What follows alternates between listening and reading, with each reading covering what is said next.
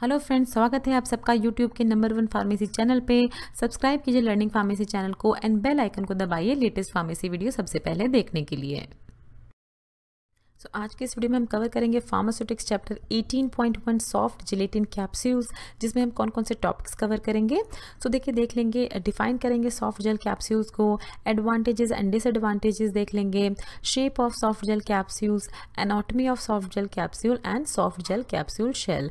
इन सभी पॉइंट्स के बारे में हम डिस्कस करेंगे अपनी इस वीडियो में। डिफाइन करते हैं सॉफ्ट जेल कैप्सूल्स को।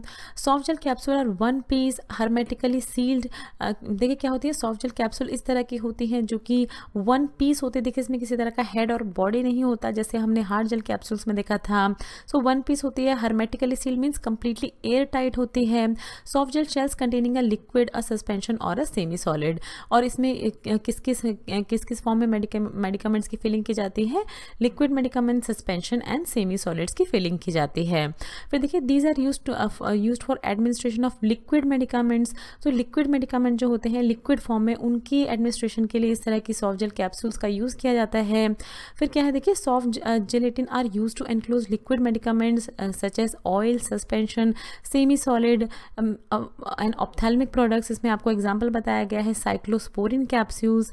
देखिए इसमें लिक्विड मेडिकामेंट्स की फिलिंग की जाती है, बट ये ध्यान में रखना है कि बिकॉज ये जिलेटिन शेल इसकी भी जिलेटिन शेल है, तो इसमें ऐसा लिक्विड ऐड किया जाता है जो कि वाटर सोल्यूबल ना हो, मींस उसमें मॉइस्चर प्रेजेंट ना हो। अगर मॉइस्चर प्रेजेंट होगा तो जैसे हमने हार्ड जेल कैप्सूल के केस में देखा था कि उसकी शेल जो है वो सॉफ्ट हो सकती है, इसमें भी वो हो सकता है। तो ये ध्यान रखना होता है कि जो भी मेडिकामेंट इसमें ऐड की जा रही है वो मॉइस्चर कंटेन ना करती हो।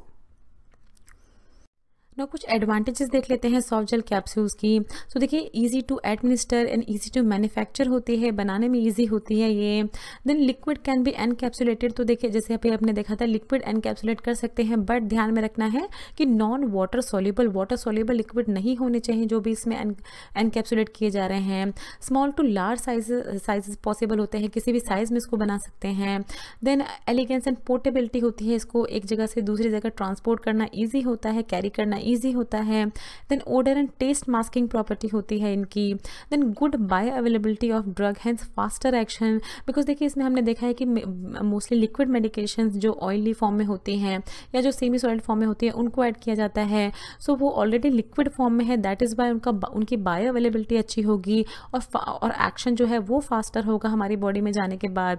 देन देखिए specialised dosage form can be made, जैसे chewable, extended release and capsule and tablet बना सकते हैं हम सॉफ्ट जेल कैप्सूल की फॉर्म में।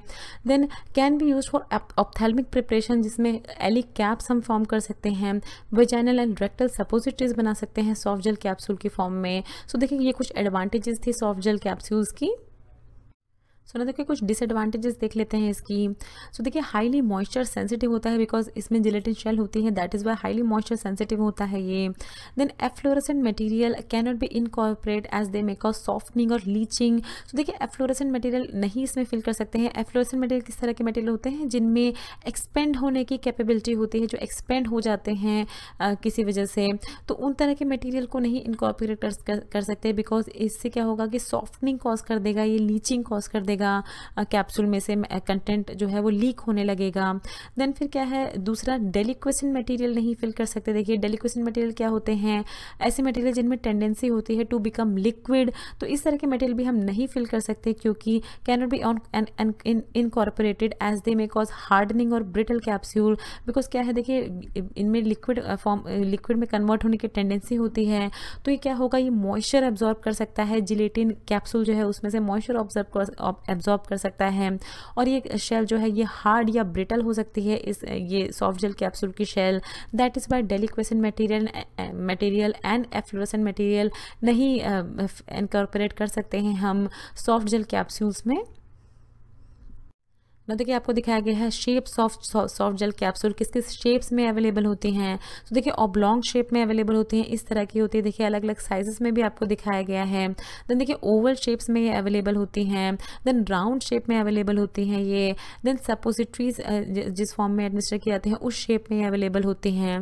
फिर देखिए कुछ स्पेशल शेप्स होती हैं यहाँ जो अलग अलग मीडियम से के थ्रू एडमिनिस्टर की जाती हैं, तो उस फॉर्म में देखिए इनको प्रिपेयर किया जाता है। सो इन सारे ही शेप्स की फॉर्म में प्रिपेयर की जाती हैं सॉफ्ट जेल कैप्सूल्स। और फिर देखिए एनाटॉमी देख लेते हैं सॉफ्ट जेल कैप्सूल की किस तरह से होती है। देखिए सबसे पहले देखिए फिल होती है। फिल में क्या होता है, जैसे अभी हमने देखा था ऑयली सॉल्यूशन या सस्पेंशन होता है, जिसमें बेसिकली जो फिल होता है उसमें जो कॉमन सस्पेंडिंग एजेंट्स यूज़ किए जाते हैं वो है lecithin, soybean oil and yellow wax. तो इसमें ये सारा ही कंटेंट जो है ये फिल किया जाता है देखिए यहाँ पर। फिर देखिए ये सॉफ्ट जेल कैप्सूल की शेल होती है जो कि बनी होती है जिलेटिन, वाटर एंड प्लास्टिसाइजर जो है इन तीनों की कॉम्बिनेशन से बनी होती है। इसमें कलर्स एंड फ्लेवर्स भी ऐड किए जाते हैं, अरोमास भी ऐड किए जाते हैं। फिर देखिए सॉफ्ट जेल सरफेस जो है इसको प्रिंट किया जाता है फॉर बेटर आइडेंटिफिकेशन, ताकि इनको आइडेंटिफाई किया जा सके, तो इस सरफेस को प्रिंट भी किया जाता है। तो देखिए ये थी anatomy of soft gel capsule. देखिए देख लेते हैं सॉफ्ट जेल कैप्सूल शेल की फॉर्मेशन कैसे होती है। तो जैसे अभी हमने देखा था it composed of gelatin, plasticiser and water से मिलकर बना होता है। और देखिए और भी कुछ इसमें एडिशनल इंग्रेडिएंट होते हैं जैसे preservative, colouring and opacifying agent, flavouring agent, sugar, medicaments to achieve desired effect. तो डिजायर्ड इफेक्ट अचीव करने के लिए ये सारे एजेंट्स भी इसमें ऐड किए जाते हैं। तो देखिए बात करें अगर जिलेटिन की हम, तो जिलेटिन कहाँ से डिराइव किया जाता है। तो देखिए skin, connective tissue and bones of the animals, इनमें से इसमें क्या किया था है, इसमें जो कोलेजन फाइबर प्रेजेंट होता है उस कोलेजन फाइबर के पार्शियल हाइड्रोलिसिस से डिराइव किया जाता है जिलेटिन, एंड देन इसको यूज़ किया जाता है प्रिपेयर करने के लिए सॉफ्ट जेल कैप्सूल शेल को। देन फिर वाटर इसमें प्रेजेंट होता है, not more than 45% W weight by weight water present होता है। अगर हम प्लास्टिसाइजर की बात करें, so use to make the soft gel shell elastic and pliable. So plasticiser क्यों यूज़ किया जाता है, ताकि सॉफ्ट जेल कैप्सूल शेल जो है वो elastic and playable means easily bend हो पाए, इजीली इसको हम फॉर्म कर पाए किसी भी शेप में। सो प्लास्टिसाइजर के फॉर्म में क्या किया जाता है, ग्लिसरीन एंड सॉर्बिटॉल।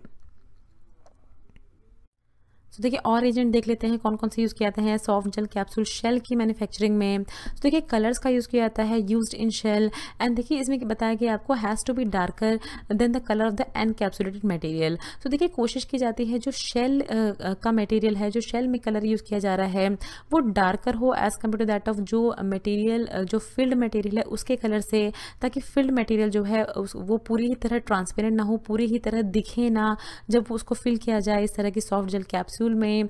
फिर कलर जो है वो नेचुरल एंड सिंथेटिक दोनों ही तरह के कलर यूज़ किए जाते हैं इसमें। सो जो कलर हमने डिस्कस किए थे हार्ड जेल कैप्सूल्स में, इसमें भी कुछ उसी तरह के कलर जो हैं, सारे ही उसी तरह के कलर्स हैं, उनको यूज़ किया जाता है। देन देखिए और क्या होता है, ओपेसिफायर्स होते हैं। यूजुअली देखिए टाइटेनियम डाइऑक्साइड को यूज़ किया जाता है एज अ ओपेसिफायर।